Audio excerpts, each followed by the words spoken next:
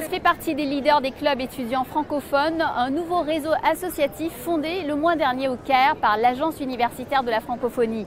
Marina Eyangve est une doctorante en économie passionnée par la défense de l'environnement et elle a décidé de fonder un club pour sensibiliser la jeunesse gabonaise à ces questions fondamentales. Elle s'est confiée à Laurence Oustras et Nicolas Margeran.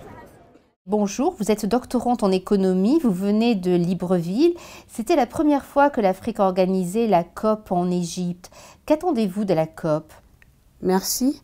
De cette COP, la jeunesse africaine et gabonaise particulièrement, nous attendons réellement que des problèmes concernant l'environnement et ces enjeux au niveau de nos pays, de nos États, soient pris en compte. Parce que habituellement, des problèmes sont soulevés à l'étranger par des Occidentaux et nous n'avons pas forcément les mêmes problèmes. Donc, nos attentes réelles soient effectivement que nos réalités au niveau de l'Afrique soient prises en compte à l'international et au sein de cette COP. Avec des solutions plus africaines. Avec des solutions plus africaines, effectivement. Vous êtes économiste de formation. Votre intérêt pour l'environnement remonte à quand? Mon intérêt pour l'environnement remonte il y a à peu près 5 ans. Déjà, en tant que jeune vivant en Afrique, les questions, et surtout en Afrique centrale, les questions relatives à l'environnement sont un peu récentes.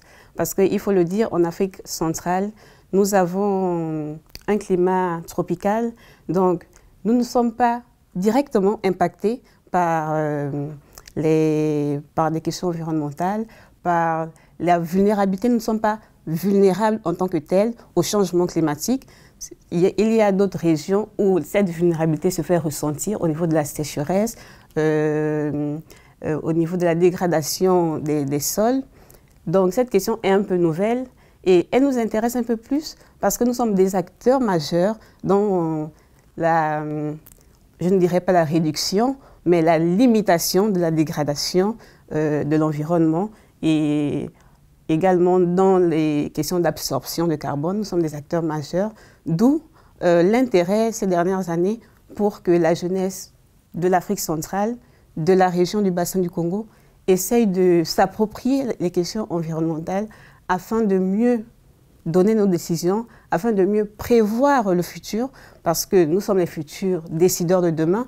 Il faudrait que l'on sache comment gérer nos nations, comment gérer nos États et nos ressources, effectivement, afin de maintenir un certain équilibre de l'écosystème. Est-ce que vous diriez que c'est l'économie qui vous a amené à l'environnement? Oui, je dirais que c'est l'économie qui m'a amené à l'environnement, parce que mon premier contact avec les questions environnementales émane justement de ma formation en économie, parce que dans le cursus économique, nous avons des matières, nous avons des spécialités liées à l'environnement. Et donc, mon premier contact avec ces questions-là émane de ma formation en économie, mais également aujourd'hui et encore plus du centre de recherche auquel j'appartiens, qui est le Centre d'économie publique, qui traite des questions de politique publique et en particulier des questions liées à l'environnement et à la pauvreté. Vous évoquez la pauvreté et l'environnement. Quels sont les enjeux majeurs pour le Gabon dans cette lutte contre le changement climatique? Merci.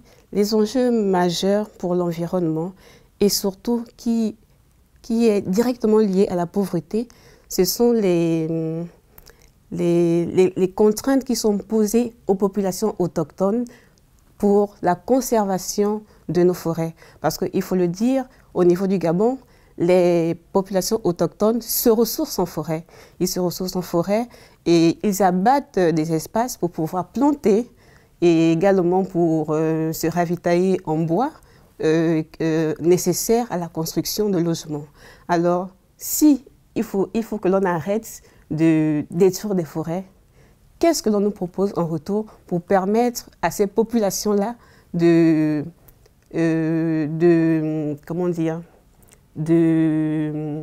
satisfaire leurs besoins? Donc, il faudrait en retour que ces populations-là aient des fonds nécessaires pour pouvoir survivre. S'ils doivent arrêter de couper des arbres qui sont nécessaires à leur vie au quotidien. Donc c'est réellement ça l'enjeu pour les populations au niveau du Gabon. Est-ce que l'environnement, c'est aussi une affaire d'économie, une affaire d'argent? Est-ce que l'environnement est une affaire d'argent? Je dirais que non. Parce que c'est justement le besoin d'argent, ce capitalisme-là économique qui nous a conduit à la dégradation de l'environnement. Et aujourd'hui, l'objectif est de réduire cette course-là aux besoins d'argent afin de préserver cet environnement. Donc l'environnement n'est pas une question d'argent, c'est une question de survie. Parce que si nous continuons avec nos habitudes à vouloir satisfaire des besoins luxueux, des besoins tertiaires, nous allons tout droit à la destruction de l'humanité. Donc nous devons revenir à l'essentiel, la satisfaction des besoins primaires, ce qui permettra de réduire, de ralentir la dégradation de l'environnement. Vous avez évoqué la forêt du Gabon, qui est l'une des plus grandes forêts du monde, un poumon extraordinaire pour la planète. Est-ce que les pays occidentaux doivent contribuer davantage à sa sauvegarde? Bien sûr, les Occidentaux devraient réfléchir à comment préserver cette forêt du Gabon et généralement, plus globalement, la forêt du bassin du Congo, afin de maintenir un équilibre de l'écosystème. Et c'est justement l'enjeu majeur aujourd'hui pour nos États. On nous demande de préserver, mais oui, mais en retour, on ne voit pas réellement l'intérêt que l'on a à préserver. Certes, l'intérêt, il est général, mais pour ces États-là qui se privent, il faudrait un retour consistant et surtout palpable, parce que le tout n'est pas d'octroyer, mais il faudrait derrière veiller à l'orientation de ces financements. Et c'est surtout ça l'enjeu majeur aujourd'hui. Pas seulement octroyer des financements, mais veiller à l'orientation de ces financements afin que la population puisse en bénéficier, afin de ne pas creuser de plus en plus le fossé de la pauvreté au sein de ces pays. On parle beaucoup de corruption comme facteur d'aggravation des problèmes de changement climatique. Qu'en pensez-vous? La corruption, c'est un problème mondial. Et effectivement, la corruption réduit essentiellement l'effet de certaines politiques. Ça désoriente les objectifs et c'est un facteur sur lequel on devrait vraiment s'atteler, surtout dans nos États qui ont des taux de corruption élevés. Donc, des financements liés à l'environnement devraient être mieux gérés et surtout mieux surveillés. Il faudrait réellement un comportement de gendarme derrière pour les États quant au financement sur l'environnement, afin que les populations les plus impactées soient les premiers bénéficiaires. Ils doivent être les premiers bénéficiaires de ces financements et il doit y avoir un suivi derrière pour que ce soit effectivement cela qui se fasse sur le terrain. Vous êtes à la tête d'un club d'étudiants et ce club d'étudiants a pour vocation de sensibiliser aux questions environnementales. Est-ce que vous allez englober ces questions délicates de gouvernance, de prise de conscience, de la nécessité d'auditer, de contrôler? Ça fera partie de cette réflexion globale?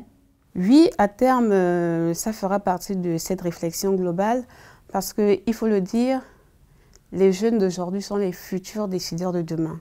Alors, la sensibilisation, l'éducation doit se faire dès le bas âge. Donc, il faudrait déjà qu'ils prennent conscience à leur niveau de l'enjeu, de la question environnementale qui est traitée et surtout de l'impact que cela aura et de la responsabilité de chacun dans la gouvernance sur les questions environnementales, gouvernance sur les populations, gouvernance dans les politiques publiques qui seront mises en place. Donc, pour que toutes ces politiques-là atteignent leurs objectifs, il faudrait que nous ayons des décideurs intègres, bien formés et disponibles à donner le meilleur d'eux.